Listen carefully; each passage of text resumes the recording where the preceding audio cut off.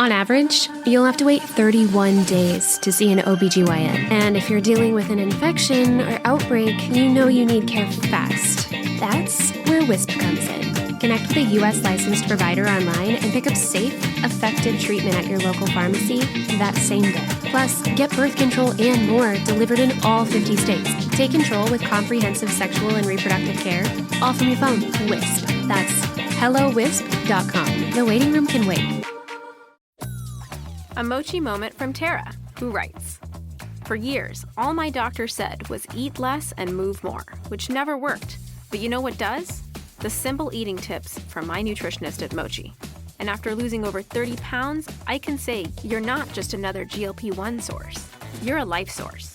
Thanks, Tara.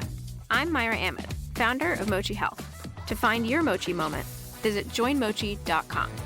Tara is a Mochi member compensated for her story. All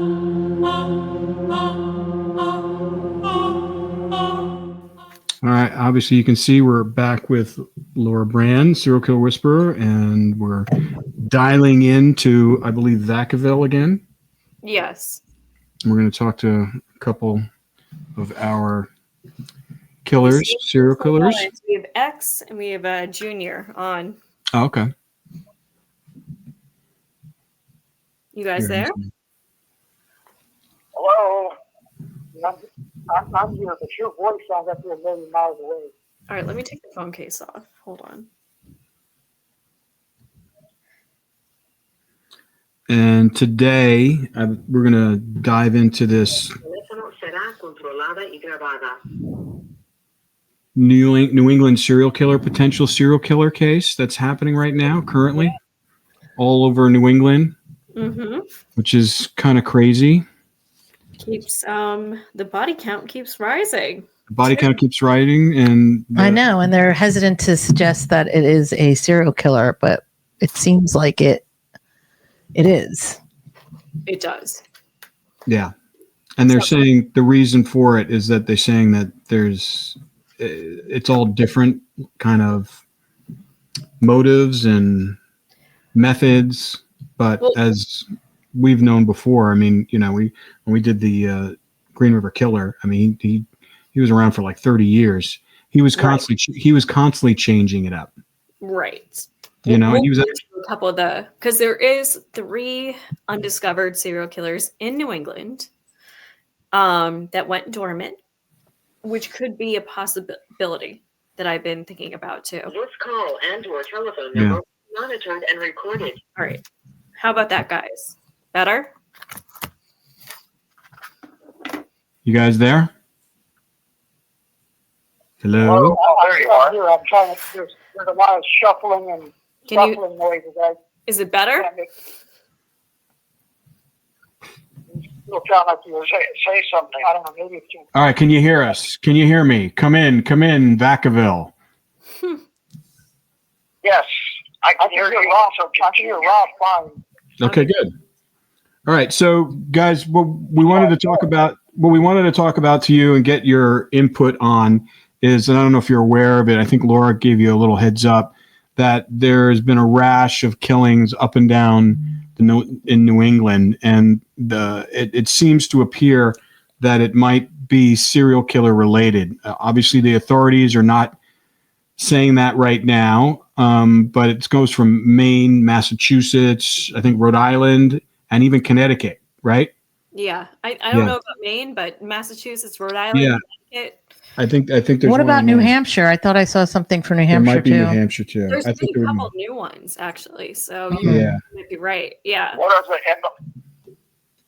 the MOs of the girls? What do they all have in common? Well, here's the thing: is I have a lot of friends who are homicide detectives, and they've told me like they won't even say,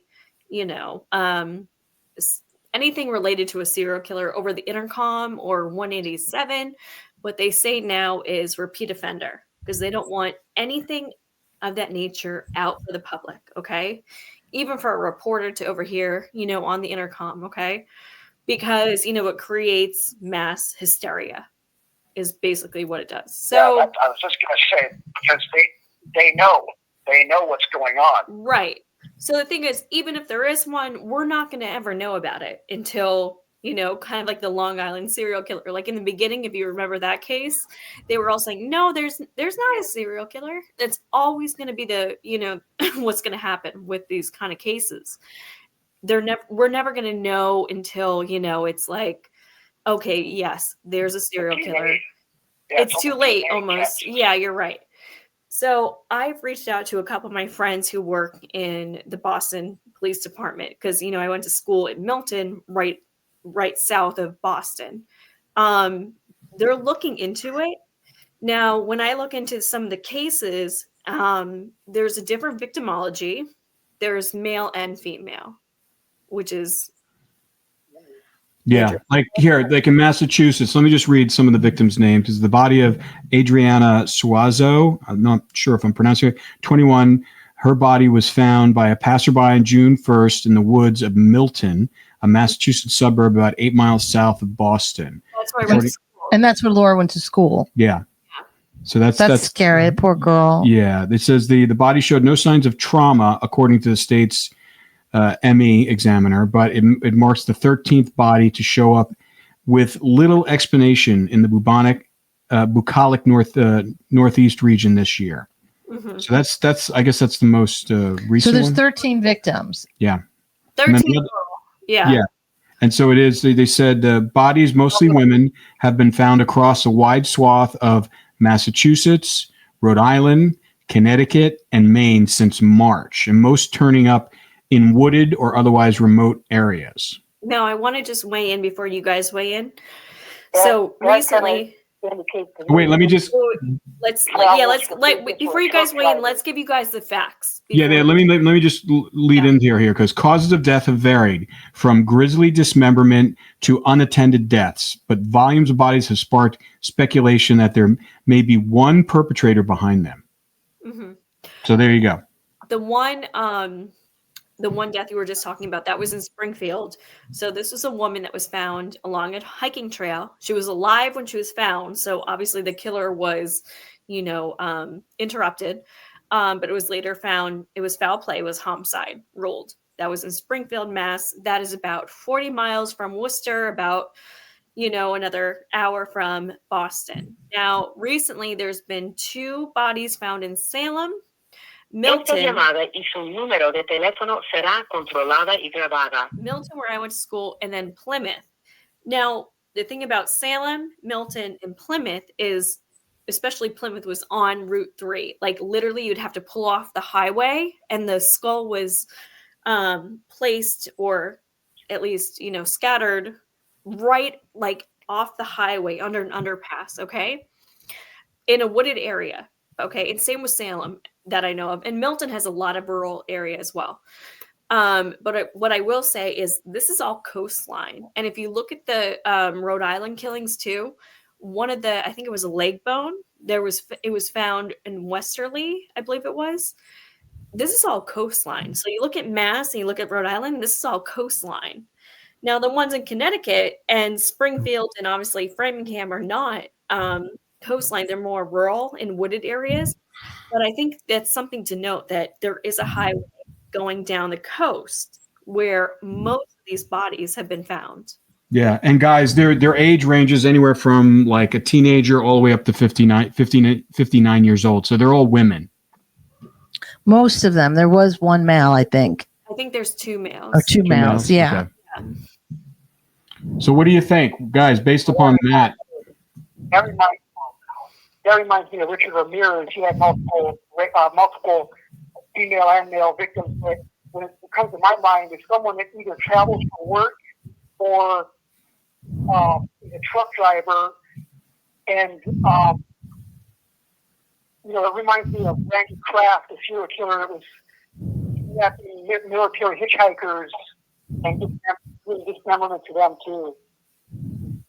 That's interesting what you just said, X, because I'm looking at the map. That was Junior. Oh, I'm sorry, Junior. I thought that was X. I can't hear.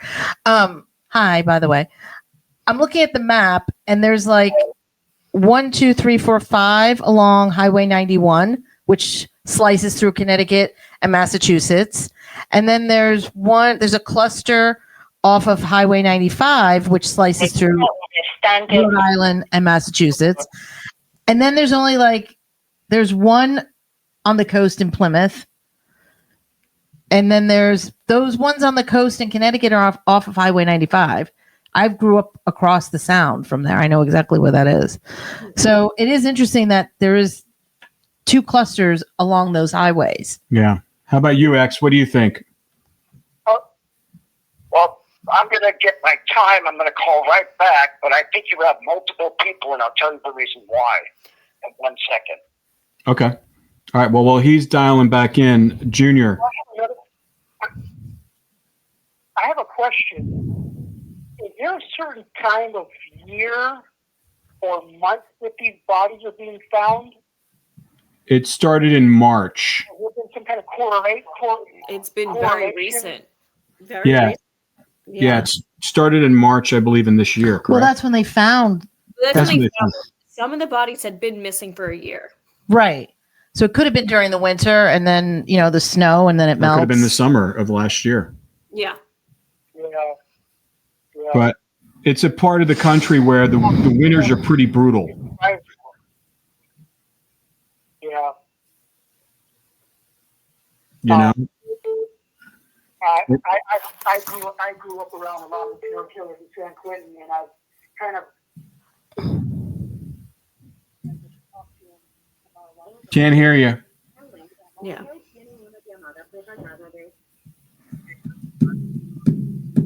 Yeah, see, it obviously happened a while before they were found because it says the first victim was found, 35-year-old Paige Fannin was found in Connecticut on the Norwalk River on March 6th.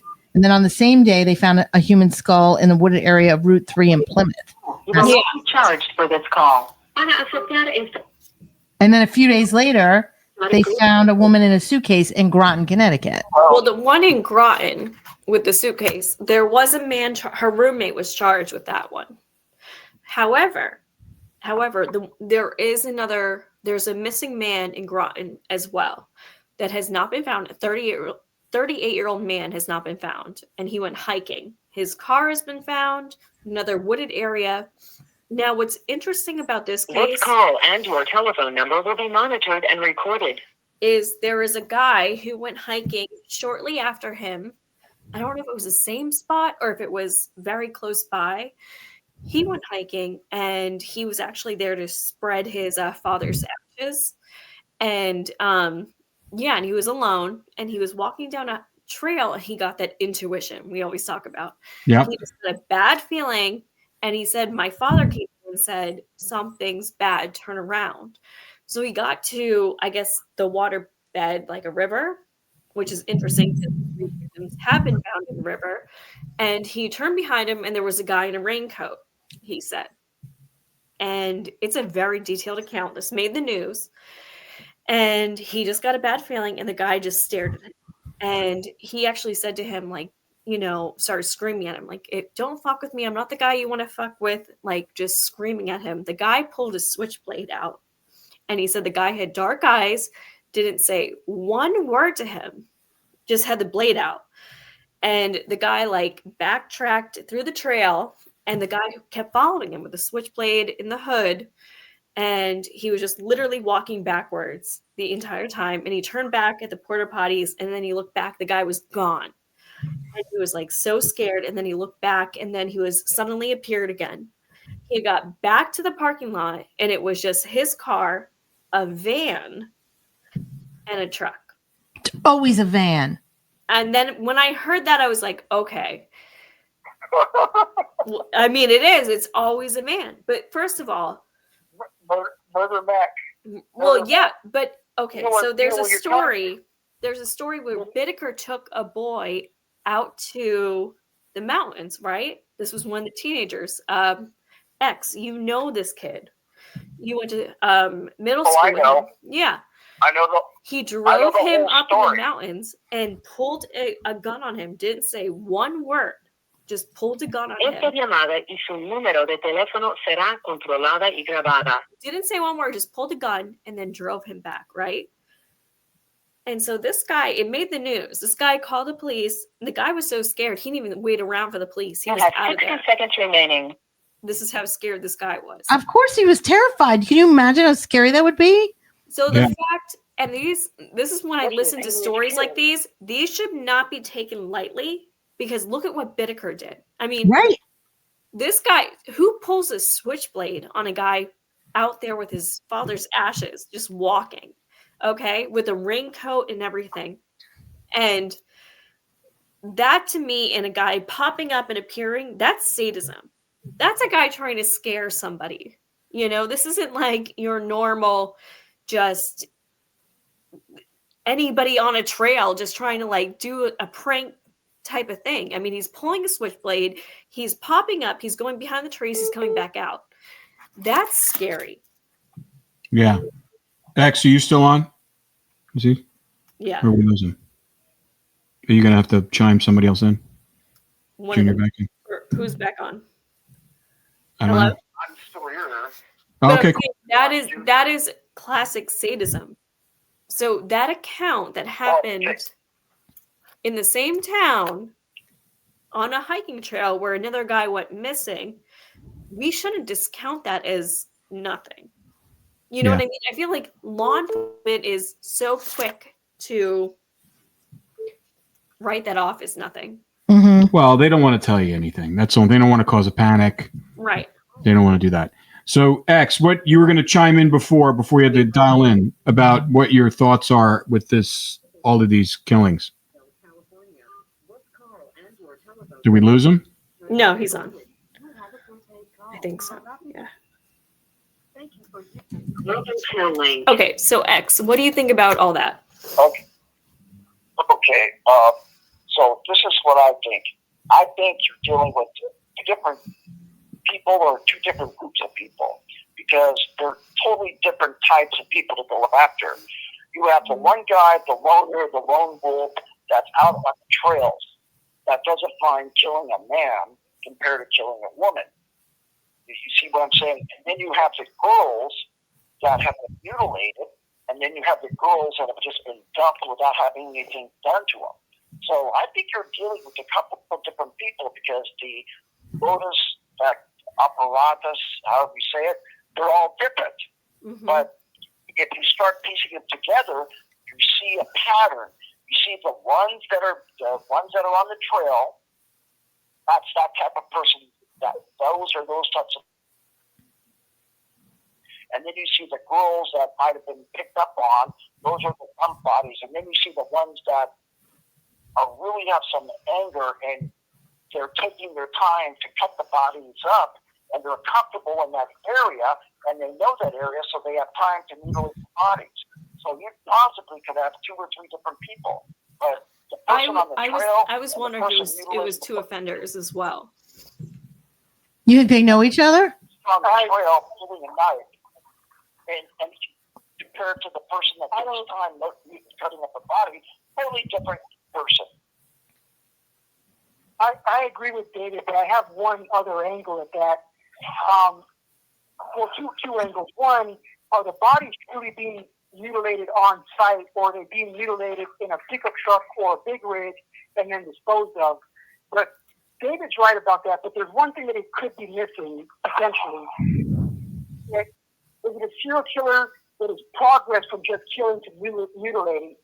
So you never know if 1 or 2 of the bodies that weren't mutilated were his first initial kills, and then he started escalating it into mutilation so no one can find out, because he started loving what he was doing, so he escalated and tried to hide the murder. Change the method.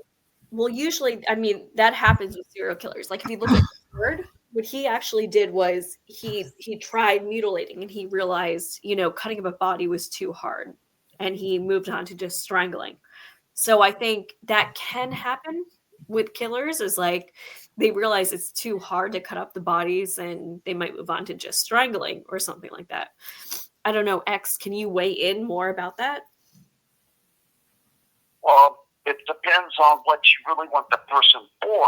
Are you just see, the problem that the police have is this: it's very, very hard to catch somebody that wants to kill a bunch of people and does it a different way each time. One time you might shoot the person. One time you might strangle the person. One time you might cut him up with a knife. Another time, you might bludgeon them to death. So you're dealing with those types of people that are switching things up all the time. That's a true type of person that is out there that wants to do it just to do it, and is doing it in a bunch of different ways to see how it suits them. But then you have the ones that, like, for example, the ones that, like, on a hiking trail, they like that outdoors. They have no problems being by themselves in the outdoors because they know that whoever they run into is going to be a lot worse off than they are if they run into them. I mean, that's the way I always looked at it. And when it comes to... And your telephone number will be monitored and recorded.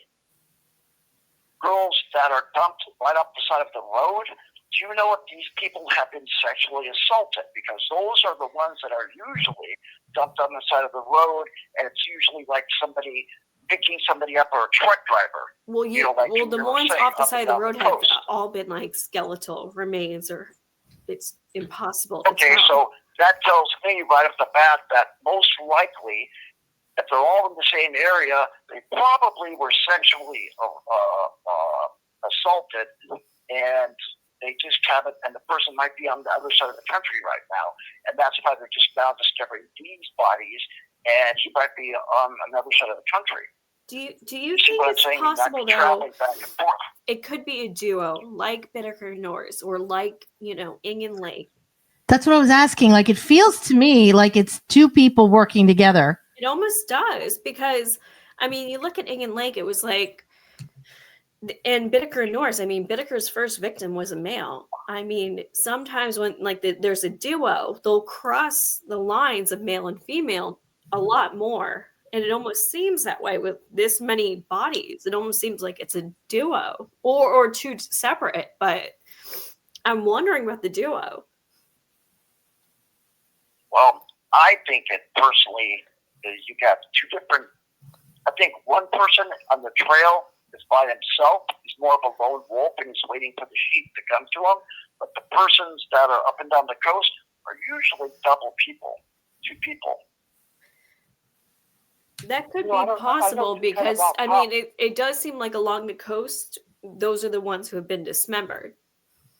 But it's not really on the coast. It's like on the highway. It's all, I mean, it's like it's on the highway put into a wooded area as well. Right. There's only like two that are on the water. Like, say that again. X. I'm saying they know that area, or they know that section of the coast, and I guarantee you, while they're doing, say it's a truck driver. Mm-hmm. Okay, if it was me, I would certainly be taking trips without planning on doing anything, just to check out the area, so I have some idea of where this road might lead me, or what's up this road, or whatever. It's like surveying before you do something and storing in the back of your memory. But as for the trail, totally different. That's a totally different type of person. That is like a lone wolf alpha person that just wants to do something like that, kill a couple, kill a person, or whatever. A totally different mentality. So you think it's possibly two different serial killers? Oh yeah, oh yeah. Because you wouldn't be able to tie them together because it's totally different. What do you think, Junior? You wanted to chime in? I was just going to say, David's right about you scoping out the territory. Well, it might be someone that's already scoped it out because he travels that path a lot when he travels for business or something. But the other thing I want to point out is we just had a recent guy get caught. Esta llamada y su número de teléfono será controlada y grabada. Say it again, Junior. On a trail called the Devil's Den, and it was a mother, a father, and two daughters. Yeah, I saw that. I snuck up on the father, started assaulting him. So the mother ran off with the two children to save the children. And when the mom went back and tried to help the husband, and the guy ended up killing both parents and left the kids orphans, which was really sad. But they're now suspecting this guy of doing multiple murders because he was a school teacher, and he kept on changing state to state to state. And now they're asking other agencies to look into murders similar on mountain trails because they suspect this guy has done it on other trails in other states where he's been a teacher in. So, and like they were saying, most of the people on the trails are just out for a thrill kill, and they're single actors, not double actors. Well, that's true. I mean, David Carpenter, who we met on Death Row. Yep. I mean, he was a trailside killer. I mean, yeah. Yeah. Yeah, but wasn't he picking him off with a gun? He was a gun. Character. Yeah, he's a character. That's true. I prefer if these people, they probably would prefer, like if I was doing something like this, I would be in transit, but I would scout out that area, like I was saying, so you're familiar with it, because you don't know if around the bend is going to be somebody's house. You don't know what's over there. So that's why you Le queda un restante de 60 segundos. you always recon that area. So that's two different people completely. Do you think that guy who And it might attacked be a that group. guy in the, who pulled the switchblade, do you think that could have been a recon for him? No, I he think would have that's done that. she is going to lead up to something. Because if you're going to do that, you're not going to carry a little tiny knife because you don't know if the guy on the trail has a gun. You see what I'm saying? So that was just someone that's starting to build up his nerve. And what time was this anyway? How long ago was this? It was recent. I don't know. Within the last year, they think. Okay. Yeah. And like you said, that's somebody that was probably the lone wolf, just fantasizing about whatever, but he wasn't. We lose him? But that's interesting because if that was Yeah. one I'm of gonna the, hang up. I'm gonna hang up too, so I'm gonna say dial pattern again. Okay. All right. What were you going to say, Laura? I mean, that's interesting because if that is one of them, I mean, whoever that was could have seen one of the killers out there. Yeah. I mean, we know there's killers because it's been, it's foul play. It's been ruled foul play. We know Yeah. with killers. They didn't die of natural causes. Right. I mean, they haven't been ruled. Yeah, it's foul play. It's been ruled that way. To me, I think it's less scary that it's one or two serial killers than 12 different murderers, running around. Yeah. I mean, Cindy, I don't remember this with the Gilgo Beach, but were they initially talking about that as a serial killer right in the beginning? No. Because I followed that from the beginning, and they were like, no, everybody's overreacting. This is what they do for all of them. You know how it is. But they were all saying like, no, it's. But also, it was those victims were prostitutes. They didn't really want to draw attention to it. That was like when that one girl who was not a prostitute got murdered. That's when it started to get heated up, right? Because she had her parents were freaking out. No, it was she was a prostitute, but she ran out calling 911. That was what generated all the. That's what got the search dogs out there and discovered the body farm for them. But yeah. But there was a girl before that was not a prostitute who was jogging. She was killed, and her parents, because my family, we're from Long Island, and they were out there protesting the cops to do something. That was before the girl ran out with the 911 thing. But also, I mean, everybody on Long Island knew it was a serial killer. I think I mean, you just know. I mean, when there's this many bodies and it's foul play, and they're dismembered bodies. And New England's very small. You can jump states very quickly. Half an hour. You can be in Rhode Island, Connecticut, Massachusetts. It's not big. Most people think because it's state to state, but New England is half an hour. You can be in. Oh yeah, it's not like the West, where it takes you hours to get out of a state. I have a question. Mm-hmm. Is there a railroad near where the location of the bodies that were found? I don't know. It's a good question. I have to look. Yeah, I mean, there's a train that goes up the 95 from Connecticut to Boston. I mean, to New York. Yeah. How close is it to where the bodies were dumped? I don't Not know. far, because the 95, it runs straight along the train. Yeah, because a lot of people commute from Connecticut, especially Yeah. to New York. Mhm.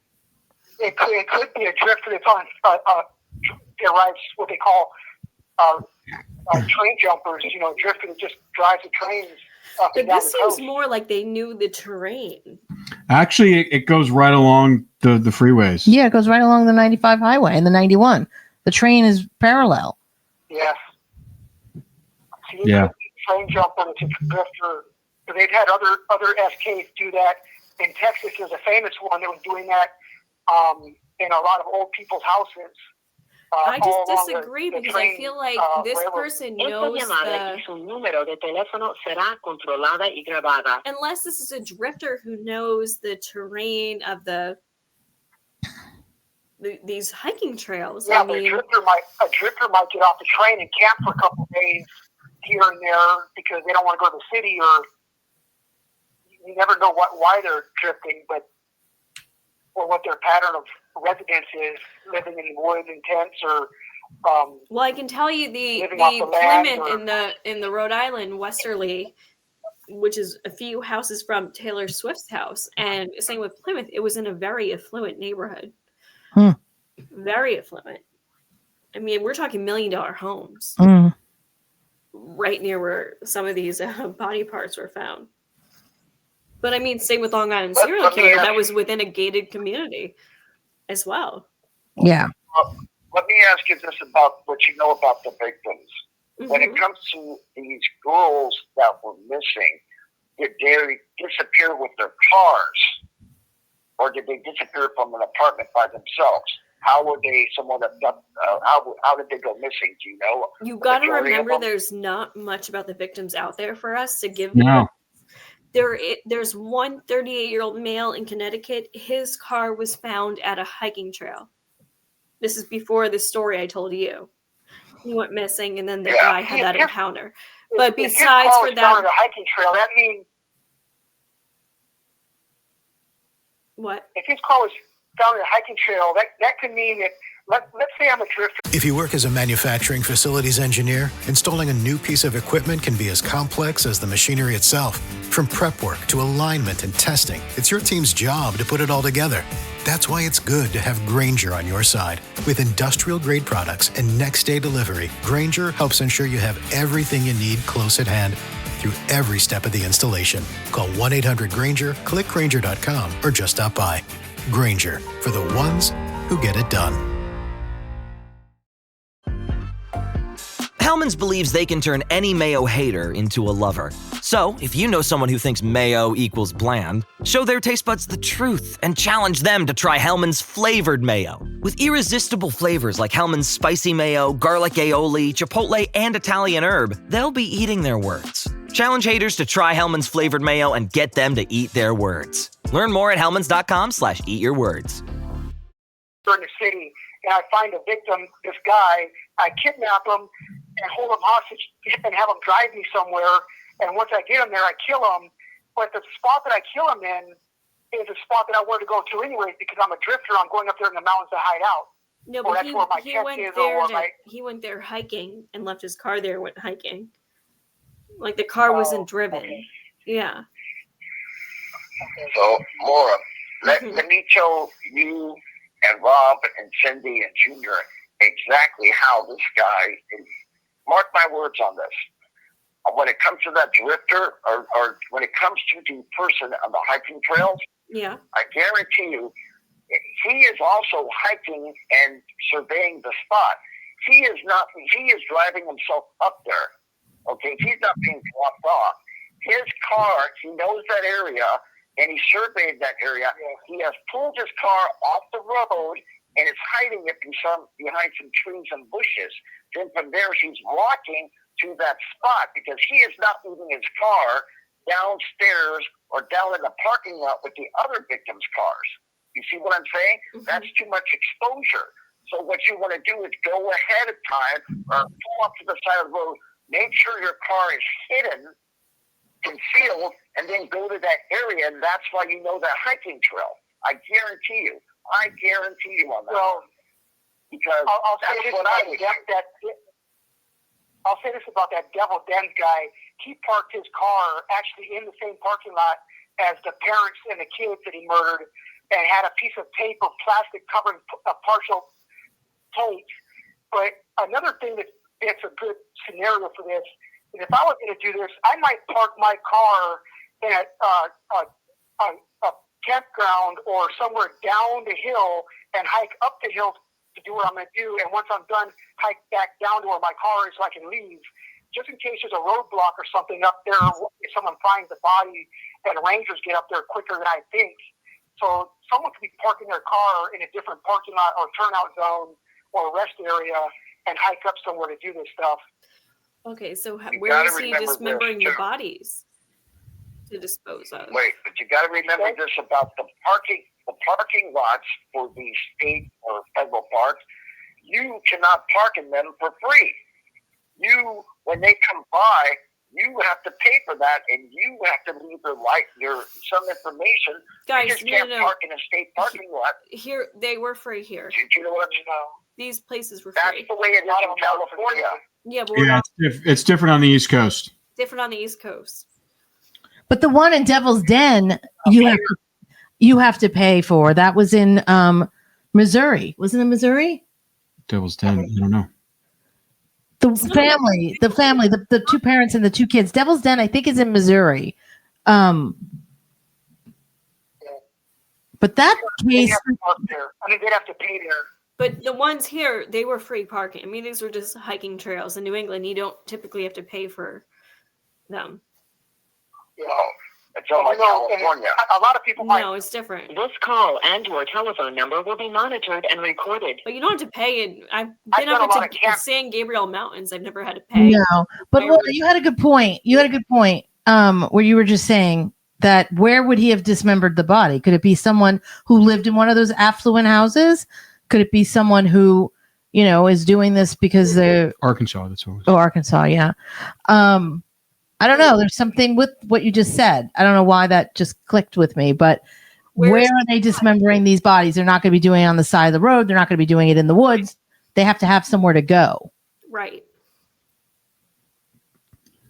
What do you guys think? A lot of people might not know this. Might not know this, but when you go camping or hiking or going up in the mountains, there's trails that lead from one pull-out zone to another pull-out zone where there's parking, and you can hike basically up and down the mountain from these areas to get from one parking lot to another. So Yeah, but you're not dismembering a body there. I'm saying we're asking, where are you dismembering these bodies to put out on the side of the highway? like that, I brought that up earlier. It's got to be something like a van or a big rig, or I mean, they could do it on the spot, on the location, if they felt very comfortable. But I think that if they're doing it either in a van or a big rig or in a house somewhere outside the place where they dump the bodies, they're not going to do that on the spot. They feel really, really comfortable. Laura, let me ask you this. Mm-hmm. When it comes to the dismembering of the bodies, were there clothes found at that scene? Esta llamada y su número de teléfono será controlada y grabada. Or were the body parts by themselves? I know the You know, skull did they in say that? Plymouth was by itself. I know the leg in Rhode Island was by itself. People, this is so horrible. I don't. The thing is, like, you guys got to remember, they're not releasing all the details, so we have very, very little to go on to make speculation. Laura, you could probably call them and ask them and let them know what you're doing, and they'd probably give you some more I do information. have connections at Boston PD. I have reached out If to they're them. finding body parts in different locations, that indicates to me that there's no clothing with them because they've already dismembered the body somewhere else and they're just getting rid of the parts. Most likely, yes. So there's probably no clothing with them whatsoever. Yeah. Yeah, what they're doing is they're driving and scattering the body parts and hoping that the whole body won't be found, but they'll find a leg here or this or that. Right. You see what I'm saying? Yeah, see, these are the types of people that do stuff on the outside. 100. Like outside instead of bringing stuff on the inside where you can take your you can take more time. Well, I know for like This the call one and in your telephone number will be monitored and recorded. like in Plymouth, the jaw was missing. The one in Plymouth, it was a skull, but the jaw was missing. And the police, there was a ton of police. They searched the entire area. There was no other scattered bones. Well, animals could have gotten it. Well, even they still scoured. I mean, it was a very small, contained, wooded area because there was the neighborhood close to it. They still didn't find any other body parts, which is kind of unusual. Even if animals took it, I mean, it's still a pretty considerably small wooded area compared to the other ones. And then How long did they think that victim was there? a while because the skull was green, so that could have been from moss. That could have been from Yeah, it could have been animals then. Because anything. You gotta remember one thing, Laura. Yeah. If you want to get rid of a body, you let the animals get rid of the body. Okay. Right. So once again, whether it's liverwurst or the animal activity, like for example, the case I'm in here for, they only found part of the head. That was it. They never found the rest of the body. Just like Plymouth. Yeah, but Wait, what did you use liverwurst for found. the head for yours? And that Is that how you did it? I didn't do anything. But Allegedly. I'm saying that the ribs that they found belonged to a deer. Okay, if you did it, OJ So- Simpson, would you have used liverwurst? Juice. Give her the juice. Those are so overly jealous. Listen, OJ, would you have used liverwurst? Is that how there was only a partial skull? I'm talking about this case. Well, yeah, but you want that, I'm telling you, the forest department is very, very good at warning parents. All you have to do is call them where the animal activity of where the predator animals are going. So, like, if you tell them, I want to have a hiking with my family, you want to bring some sandwiches, what do you want to Bring do your not to attract family? the animals? And they will tell you to avoid certain areas because of heavy animal activity. It's like they're telling you what to do. Okay. Robert, Well, I got a question for both of you. And I'll ask X first. I don't know how much time you have, but what kind of guy should the police be looking for, like profile wise? What kind, like, what age do you think this person is? I mean, I think Junior alluded to the fact that he may be like on the rails, or he may be driving a truck driver because everything's close. Who should they be looking at? right. Well, I think it's someone middle-aged.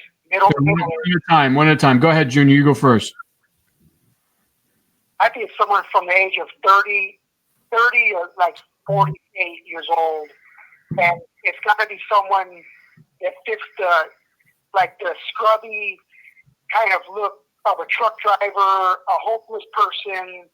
I don't think it's someone that would be a pretty boy or this has to be someone that's more of a You have 60 seconds remaining. scruffy look. Yeah. Okay. What about you, real quick there, Dex? I personally think you should be looking for somebody that is. Le queda un restante de 60 segundos.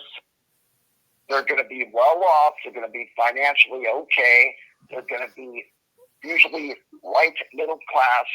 And I'm telling you, there are two different people. The ones that are going up and down the coast, most likely is going to be some type of truck driver, something like that, where the person is an older 40 to 60 and 40 to 50, and the other one's going to be in his late 30s, early 30s, I mean, and that's going to be the lone wolf, and he's been a loner and is by himself a lot of the time, without a doubt, because he's out in the woods by himself.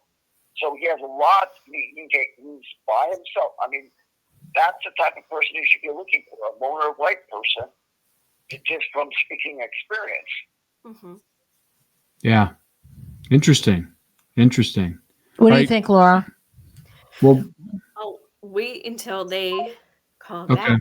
What's funny is, so the guy who had that encounter, described the guy as middle-aged, in his 40s, scruffy. Huh. Mm-hmm. Just like Junior said. Yeah.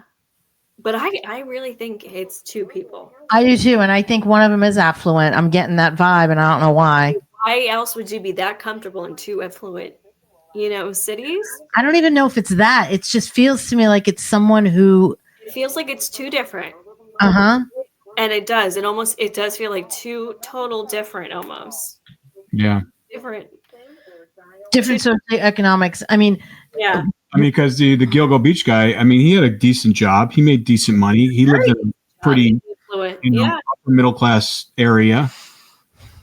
So what's funny about him? He always hunted in the summer because his wife and kids were away in the summer. Yeah. When are all these crimes happening? This summer. Well, they're being discovered now, like from March and now. One of them did occur this summer. Like the Springfield one just happened. And you got a lot more cover because there's leaves on the trees and stuff like that. You can't do this in the middle of the fall or winter where you can see the snow, but yeah, you can see 50 spot, really. Yeah. So it's interesting. Are you guys there? I'm back.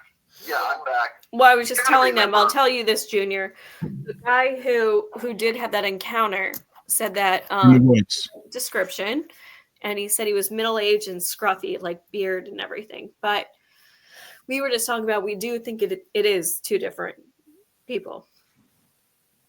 Well, I'll say this: what Ben was saying about the white person and well-off. I believe it's a white person. Most white people are serial killers, but well-off is to be determined because if it's a truck driver or a jerker, he's probably living a middle-class life. I don't think a well-off person will be out there doing this stuff in those areas. Well, look at the Long Island serial killer. Look at Ted Bundy. To say well-off people don't do this, and they do. No, I'm not saying well-off people don't do it, but what I'm saying is well-off people wouldn't be out there in the boondocks along the highways doing it. They would be doing it more like the Long Island Killer or Ted Bundy, like you said. But a lot of these have been coastal.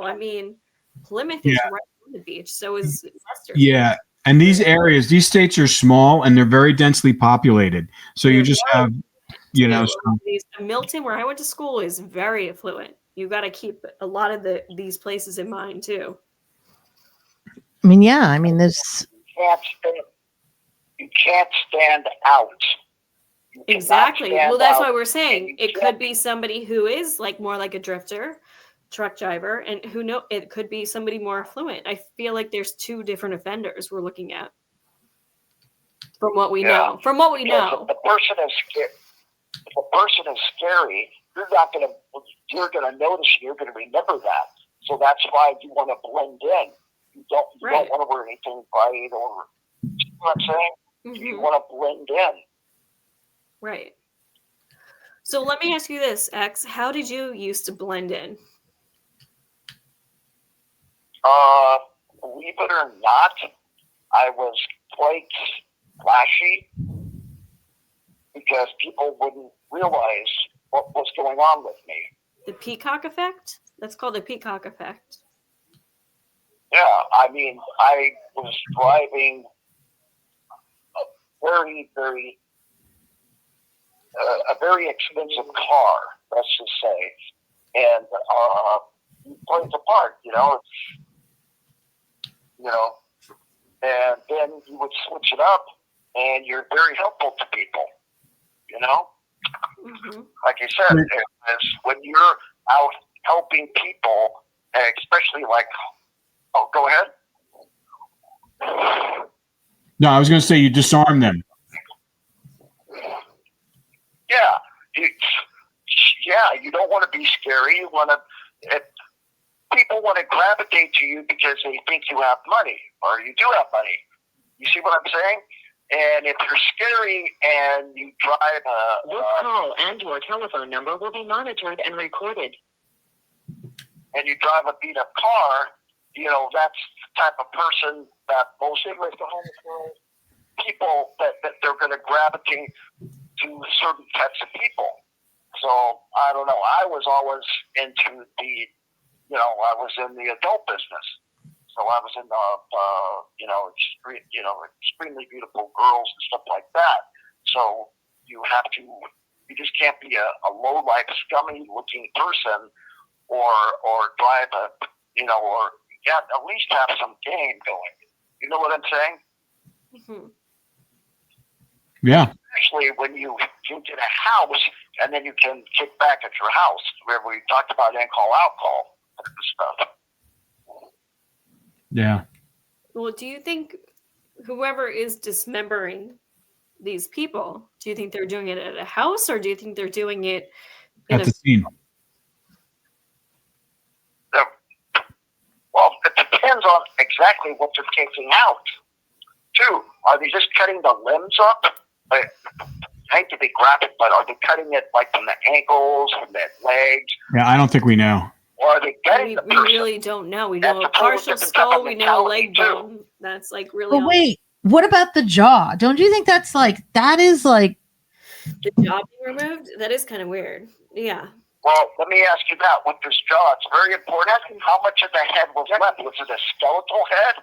Was it look like it? Did it still have hair on the head? No. Because an animal could have come by and taken it. You'll never find that stuff. It could have taken it into its burrow. That's what I'm thinking. Mm-hmm. The thing is, we don't know. They're not releasing some of the details. Like they said, this particular case I'm in, Esta llamada y su número de teléfono será controlada y grabada. The top part. They just done the top part of the head. But there was nothing else from the body. So what I'm saying is, do you think they're chopping up the body in a vehicle or a house? Is what I'm getting. Where are they doing this? It's not a car.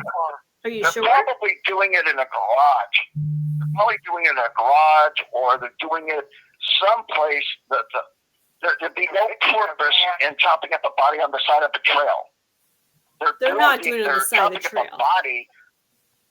They're dismantling a body to get rid of it, or to scatter it so it won't all show up at one person at one place.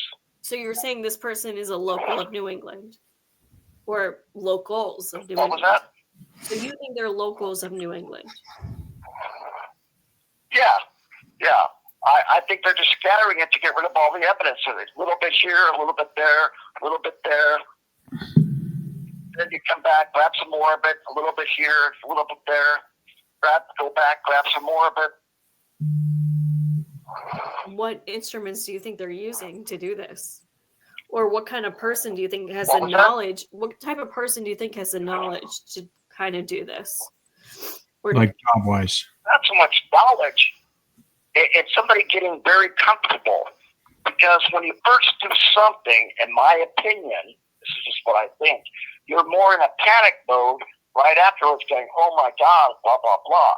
But then once you realize once you do it and you do it again and again and again, you get better at it and you get more efficient at it and you can do more things. Does that make sense? Yeah. Well, do you think they're going to the local hardware store? Should people working at Home Depot, Lowe's, and hardware stores, should they be on alert in New England? Oh, no.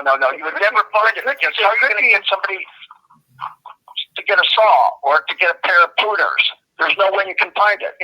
No way you can find it.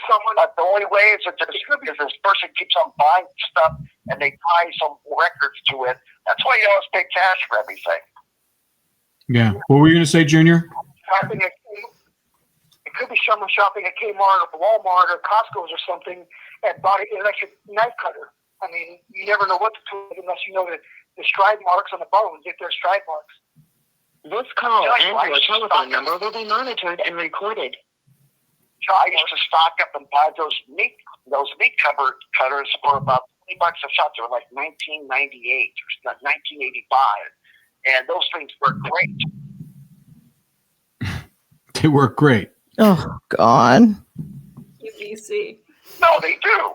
I'm sure they do. Let's not give anybody ideas. Well, I think we're giving everybody too much ideas. All right. Yeah. Well, this has been interesting, guys, as always, to hear your expertise. And hopefully, somebody in the New England law enforcement will be listening to this and maybe take heed some of your advice as far as what's going on. But we'll check in with you again soon. But there's plenty of other cases that are happening out right now, which is kind of strange. There's a lot of stuff going on right now. You said there was going to be a wave. We knew there would be. I don't even think we've seen. I think we're just seeing maybe the start. I don't even think. I don't think it's started yet. I think this is the beginning. Because I want to talk about the Austin serial killer because we'll talk about that next time. In the next time because we were there when that happened. Yeah, you guys told me you're like, there's bodies in this water. Let me just say this before we go. If any of you out in the audience have any questions, you can always hold a Rob or Cindy or Laura and then shoot me the question. Yeah, we'll do that. Yeah, anybody who wants any other questions about this case, we can follow up on it. But well, I feel like we just scratched the surface. I mean, there's a lot. Yeah. Every other week, there's something coming up. Exactly. And I think we'll find out more. See if you can tap into your resources over the. Tap into my text. I'm sure they're always hush hush when there's a serial killer or possible one, but I think homicide hits close to home. Usually it's solved within, a matter of weeks, and it's always within the house or somebody connected to the victim. The fact that there's 12 bodies, wooded areas, I mean, it's suspicious. I mean, it's really suspect. None of these people, there was nobody in their family life that we can find that have been charged except for the one in Groton. So, yeah. And they're dismembered, which is another thing that's very, very strange because only about 10% of serial killers even dismember their victims. Yeah. And especially now, I mean, it's interesting because there's such a swell of law enforcement out there that's going on. Right. Coming back, police departments are getting refunded and so all that kind of stuff. So it's strange that it's happening now. But, Well, that's another thing is the Karen Reed has kind of shifted a lot of the police force out here, in New England. Yeah. Yeah. Well, those guys are off now? Yeah, they're off. Okay. Well, they had interesting takes on it. I mean, I have to say, I mean, it's kind of unprecedented. I mean, I know they've done this before with, serial killers, but to get kind of real-time information on what killers think, how they think, and how they can, because law enforcement does it all the time. They consult with killers and thieves to try to find out and profile, but they're speaking from experience. They do, and I mean, when they said at the end there, you could just go get these cutters for $19. I know, and they work really good. They say. Yeah. Right. In my head, I'm like, you need a chainsaw. And they're like, no, just, like that stuff that doesn't even dawn on it. I know. That's the thing. Maybe they can look at the Lowe's and the other places in that area and see who's buying that stuff. That's how they've caught other killers in the past. They were monitoring Lowe's and Home Depot and like hardware stores. Like we would catch so many killers because I've had so many of them tell me like, oh, I went here, I bought this. And it's like, they could have been caught so quick if they were just monitoring, the inventory. What X was saying was interesting. He says you can look at the body and see what kind of tool they used. You can tell in order to dismember them, and that's how you can kind of, reverse engineer what it was used. So it's true. Wow. True. So all right, Laura. Thank you. It's always good to see you. Late night. Yeah. I know it's late. All right. We'll see you next week. We'll talk to you later. Next week.